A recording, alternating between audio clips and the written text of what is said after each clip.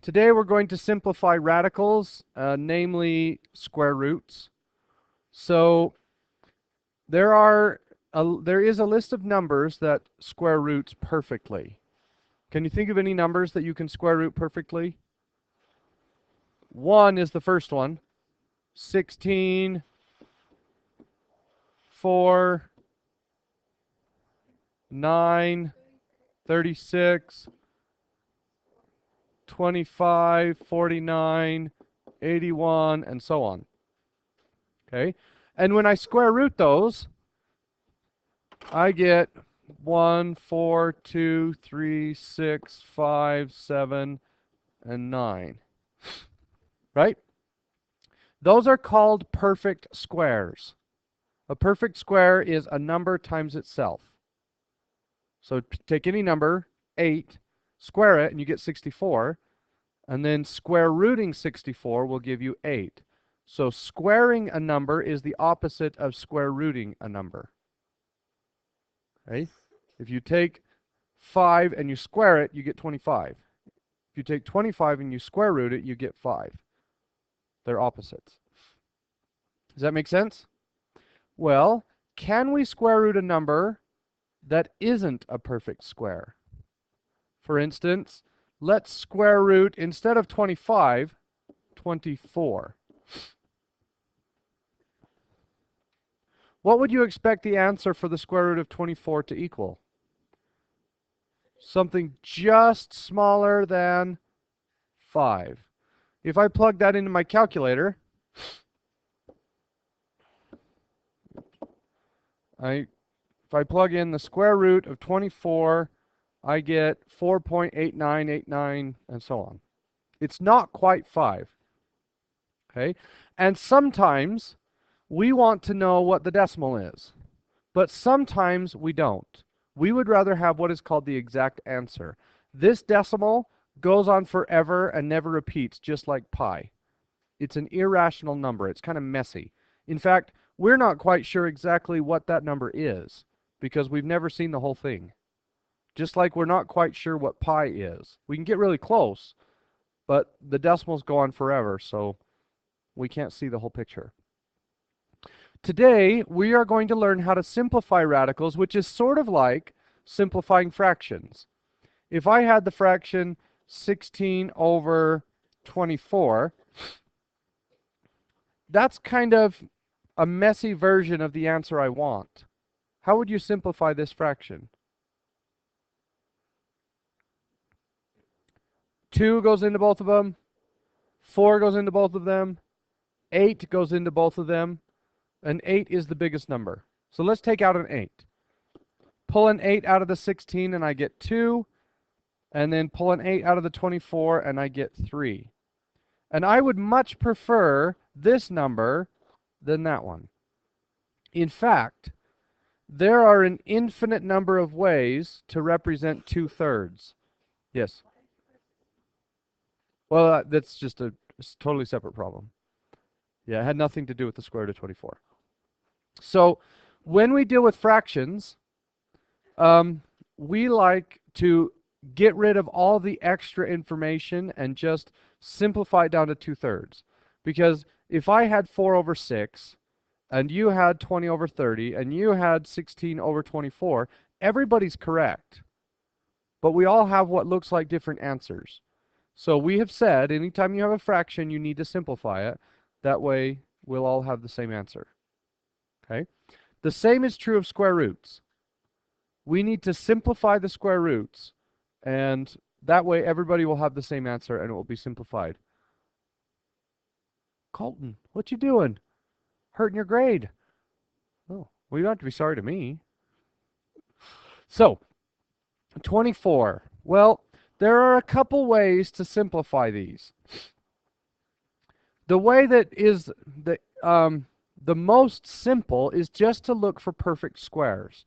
Now, you may or may not use this in the future, but it gives you an idea of what's really going on. 24 is not a perfect square. Everybody agree? But does it have a perfect square inside of it? What? which one of those perfect squares goes into 24? 4 does. It's the only one. So I have this list of perfect squares, and this one is a factor of 24. So I'm going to split 24 into 2 perfect squares. Now, you have this one on your paper. Don't write this down. Okay, so put your pencils down. 24 can simplify down to 4 times 6. Agreed? Well, if I square root the 4 and I square root the 6, the 4 simplifies. What is the square root of 4? 2, and the square root of 6 does not simplify, and I end up with 2 root 6. Okay, let's look at the square root of 75. Are there any perfect squares inside 75? 25, right? So I can simplify this into the square root of 25 times the square root of 3, and what's my answer? 5 root 3. And if you check in your calculator, the square root of 75 is the same as 5 times the square root of 3. It's the same number. Okay, it's just been simplified. But wait a minute, doesn't 5 root 3 look more complicated than the square root of 75? Well, in the future, we can simplify even further. Like if we have a fraction, if we have 5 root 3 over something like, oh, let's do this. Well, anyway, we'll get to that eventually, where you can simplify even more. But let's not worry about that today. Okay, what about the square root of 36? Does it have any perfect squares? 36. So the square root of 36 is simply 6. All right? What about the square root of 30? Which perfect square goes into 30? 4 doesn't, 9 doesn't, 25 doesn't, 16 doesn't. So this one does not simplify. There are no perfect squares. Okay? Let's do another one. We'll say the square root of 18. Does 18 have any perfect squares inside it? 9. So this is the square root of 9 times the square root of 2, and this one turns into 3, and the root 2 remains. Does that make sense, what we're doing? Now, sometimes they get to be a little bit harder. The square root of 72. What goes into 72? 4 does, and 9 does, and 36 does. Okay? And you might miss it. You might say the square root of 9 times the square root of 8, which is 3 root 8. But why is that not correct? The 8 also has a 4 inside it. So it's like 3 times the square root of 4 times the square root of 2. And what is the square root of 4? 2 times 3. So the answer is actually 6 root 2. So sometimes the numbers are really big and you might not realize what the answer is. Now, was it Tanner? Did you notice it was 36? The square root of 36 times the square root of... How many 36 are there in 72? 2 of them. And there is where I get 6 root 2, which is the same answer. Okay? But I don't know my 36 times tables. So if the number was even larger, I would have a hard time figuring out what it is. So we have a backup plan. The backup plan is using a factor tree. What goes into 72? What are 2 factors that multiply to be 72? 8 and 9. I'm going to factor tree 8 and 9. 4 and 2, 2 and 2, 3 and 3. Now, I cross out everything that factored. Anything that is not a prime number gets erased. So I can't use the 72 because it's not prime. 9 is composite, 8 is composite, 4 is composite. And that leaves me with 2, 2, 2, 3, and 3. Now I look through that list and I want the perfect squares. The perfect squares show up anytime you take a number and multiply by itself.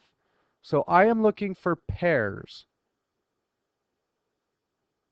Do I have any pairs in that list of prime numbers? I have a pair of 3s and a pair of 2s, and I have a 2 left over. Now, a pair of 3s gives me a 9. 3 times 3 is 9. And what's the square root of 9? 3. So I put a 3 on the outside. 2 times 2 is 4, and the square root of 4 is 2. So it's really easy. Every time you circle a pair, you erase them, and you put one of those numbers in front of the square root. So this group of 3s puts a 3 on the outside. This group of 2s puts a 2 on the outside, and the leftover stays inside the square root. And 3 times 2 is 6 root 2, which is exactly what I got the other way. So the perfect square method works really well for small numbers. But once the numbers start to get really large, then we have to do the factor tree because I don't know my 36 times tables or my 49 times tables. All right. What if I had the square root of 48? What goes into 48? 4 and 12, 2 and 2, 2 and 6, 3 and 2.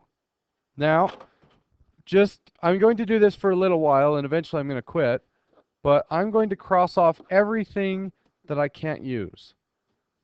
Do I have any pairs?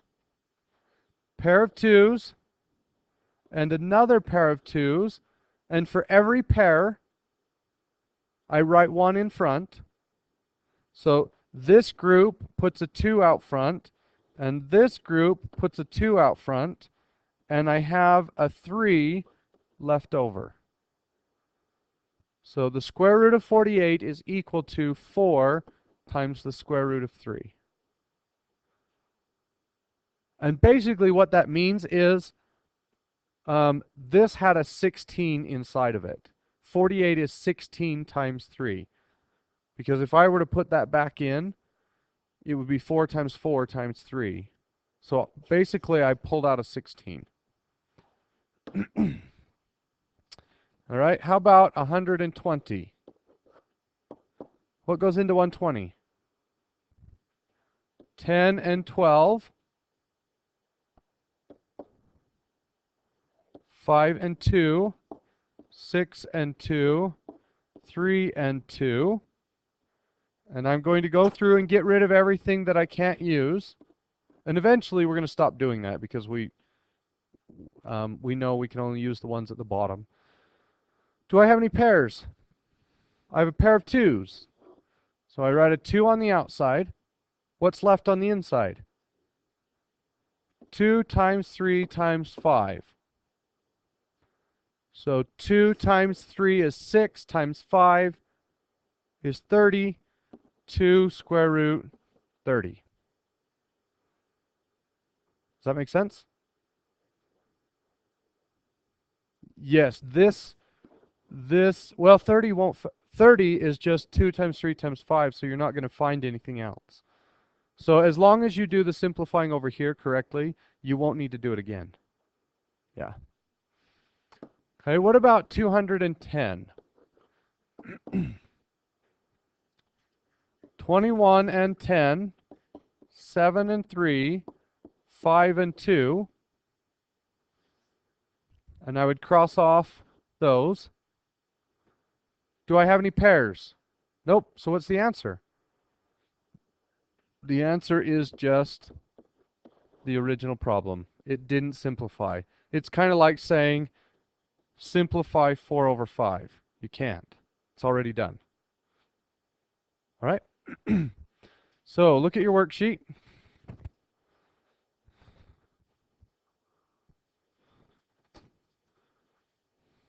Maybe.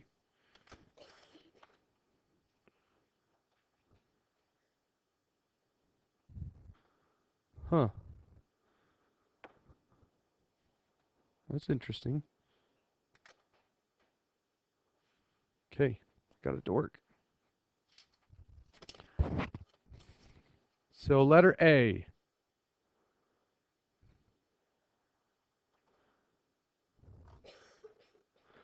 So we know the answer is 6, but let's do the factor tree anyway. What goes into 36? 6 and 6, 2 and 3, 2 and 3, and I get rid of everything that factored. Do I have any pairs? Pair of 2s and a pair of 3s. So what goes on the outside? 2 times 3, and what's left on the inside? Nothing, so my answer is just 6. Okay. Letter B. 24. What goes into 24? 6 and 4, 3 and 2, 2 and 2. Do I have any pairs? Pair of 2s, so I write a 2 on the outside, and I have a 3 and a 2 left on the inside. 3 times 2 is 6. So the square root of 24 is the same as 2 root 6. Okay? All right, letter C looks a little bit harder. Let's not deal with the variables to start. Let's just do the 216. What goes into 216?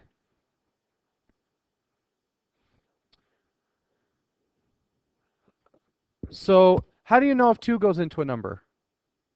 If it's even. How do you know if 3 goes into a number? Add the digits together. So 216, add the 2 and the 1 and the 6. What do you get? 9. Does 3 go into 9? Yes. So 3 goes into 216, which is a really weird, quirky trick. But if you add up all the numbers and the answer is divisible by 3, then the original problem is divisible by 3. The same works with 9s. If you add the digits together and the answer is divisible by 9, then the whole thing was divisible by 9. What about 6? If 2 and 3 work, then 6 will work. What about 4? If the last two numbers are divisible by 4, then the whole problem is divisible by 4. So in this case, we know 2 works. We know 3 works. Does 4 go into 16? Yes, so 4 would work. What about 5? No, it has to end in a 0 or a 5. What about 6? 6 works. What about 9? 9 works. So we have a whole bunch of options. My recommendation is you pick the biggest one you can find. So 9. Let's do 9. That way your factor tree won't have, if you just keep dividing by 2 and 3, then you'll have a really long factor tree. So 216 divided by 9, and I get 9 and 24. So 3 and 3, 6 and 4, 2 and 3, 2 and 2. And for the last time, I'm going to get rid of everything that factored. All right? Do I have any pairs? Pair of 3s and a pair of 2s. Okay, now before I write this, let's look at the variables. I have 1x. How many pairs of x's do I have? None. No pairs. Okay, so I can't take out any x's. But I have y times y times y times y. How many pairs of y's can I take out? 2. I circle one group of y's and I circle the second group of y's. And then for the z's, 1, 2, 3, 4, 5, 6, 7. one set of z's, two sets of z's, three sets of z's. Now I write everything to the left first, and then I will write the stuff in the middle. So what did I bring out? A 3 and a 2 and y times y, which is y squared. I had two groups of y's. Does everybody understand that? What about z's? I have three groups of z's, and then everything remaining just goes under the square root. What got left behind? 2 times 3 times x times z. And that includes everything in the original problem. Now to simplify, 6y squared z to the third times the square root of 6xz. That's the simplified version. Does that make sense? All right, letter D.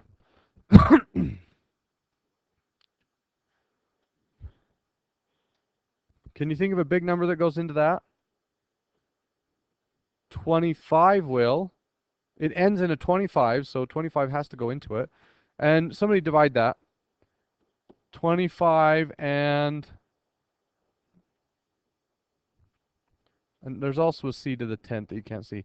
25 and what was it?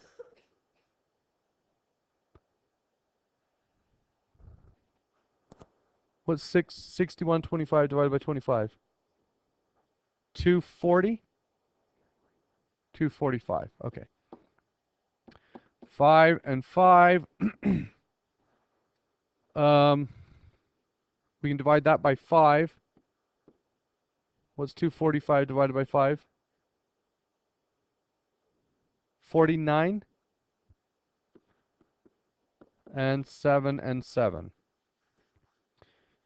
I circle my pairs, a pair of 5s and a pair of 7s. So on the outside, I get 5 times 7. How many A's can I bring out? How many groups? One group. So I put A. How many groups of B can I bring out? Two groups. B squared. How many C groups? 5. And what stayed behind? 5. How many A's stayed behind? 1A. How many B's stayed behind? 1B. How many C's stayed behind? None. Does that make sense to everybody? Okay, so 35AB squared C to the 5th square root of 5AB. That's the simplified version. Okay. Now we're going to shift gears a little bit. What about letter E?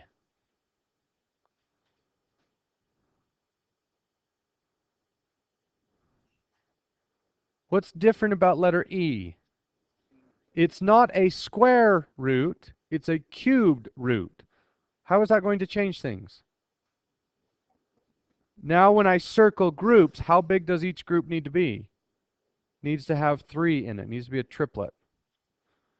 So 27 is 3 times 9, which is 3 times 3. Do I have any triplets? One set of triplets. What's left over? Nothing. There's nothing left on the inside. So the answer is 3.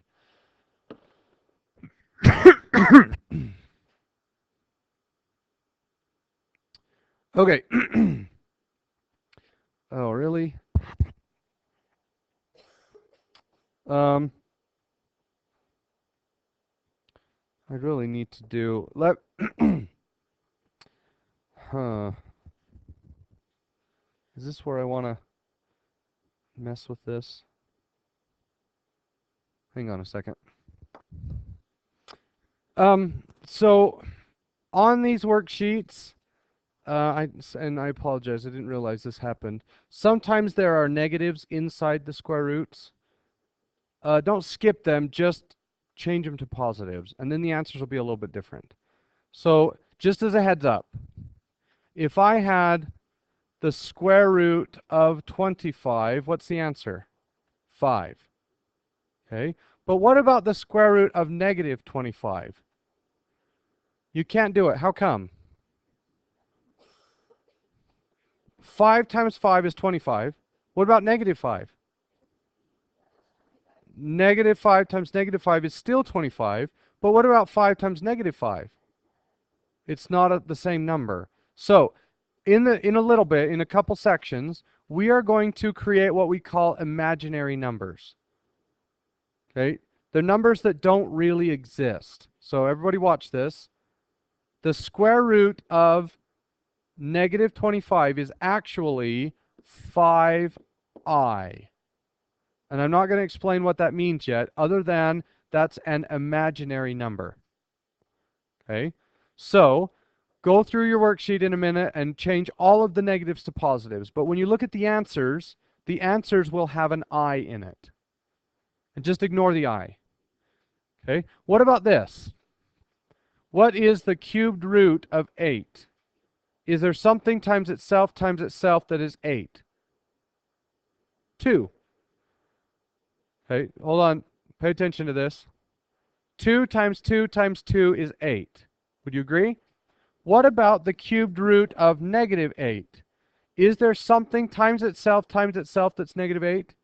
Negative 2. Why did that one work and the other one didn't? 3 negatives makes a negative, but 2 negatives makes a positive. Okay? So, we will get into imaginary numbers later, but if you run into a problem today that has a negative out front, just change the negative to a positive, and then the answer will be exactly the same, other than it might have a negative in front or an I in the original problem, or in the answer to the original. Okay, so letter F, I'm going to change that to a plus. What goes into 432? 8. So 8 and 54, 4 and 2, 2 and 2, 9 and, what is that? 9 and 6, 3 and 3, 2 and 3. What am I looking for? Triplets. Do I have any triplets?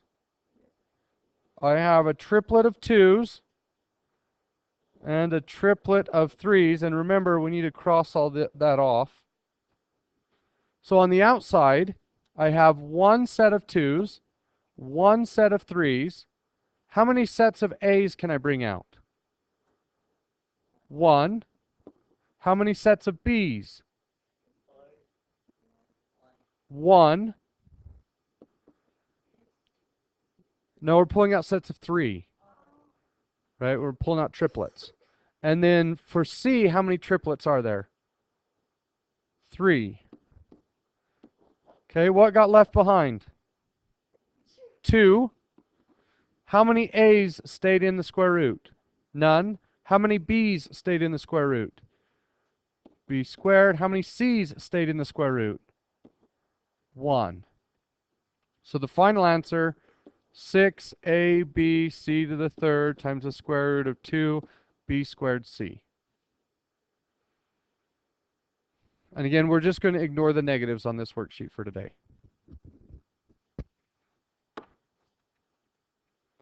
Okay, letter G.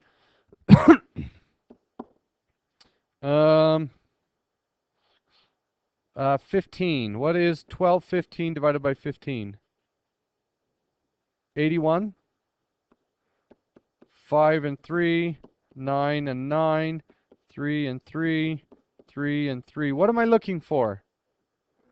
Sets of 4. Do I have any quadruplets? I have a quadruplet in 3s. So 3. How many A's can we bring out? None. How many B's? 2 sets. And C's? 3 sets And the leftover is 5 times 3. How many a's are left over? 3. How many b's are left over? None. And how many c's are left over? 1. Does everybody understand that? Anybody confused? Okay. So 3b squared c to the third times the square root of 15a to the third c. Last one. And I'm missing a z to the 12th. 10 and 32, 5 and 2, 4 and 8, 2 and 2, 4 and 2, 2 and 2. And on something this long, it might be advantageous for you to cross off the ones that you don't use. What am I looking for? Quintuplets. Looking for groups of 5. 1, 2, 3, 4, 5. I bring one set of 2's to the front, no x's, 1 y, and 2 z's. Everybody okay with that? On the inside, what's left? 5 times 2, which would be 10. How many x's are left? Oh, I shouldn't have brought an x out. Sorry. There's no x in the front. We don't have enough. X to the third. How many y's stay inside? We brought out 5, so we have none left over. And how many z's are left over? 2. There we go. Does that make sense? Hey, and once again, just ignore all the negatives. Every time you see a negative, change it to a positive. We'll talk about square rooting negatives later. Good luck.